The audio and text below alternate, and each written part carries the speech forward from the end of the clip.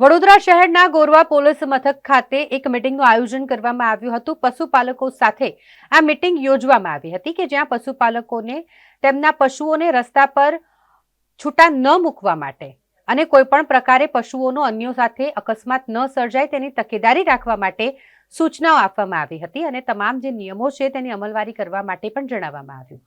પશુઓ સાથે અન્યોનો અકસ્માત ન સર્જાય, રસ્તા પર રખડતા પશુ બીજાને નુકસાન ન પહોંચાડે તે માટે ખાસ આ મીટિંગનું આયોજન કરવામાં આવ્યું હતું, જેમાં ઝોન 1 નાયબ પોલીસ કમિશનર જુલી મેડમ અને તેમની સાથે ગોરવા પોલીસ સ્ટેશનના પોલીસ ઇન્સ્પેક્ટર સહિતના પોલીસ અધિકારી અને પોલીસના જવાનો ઉપસ્થિત રહ્યા હતા। પશુપાલકો સાથેની આ મીટિંગ ખાસ કરીને પશુપાલકોને જરૂરી માર્ગદર્શન આપવા માટે, જરૂરી સૂચના આપવા માટે રાખવામાં આવી હતી।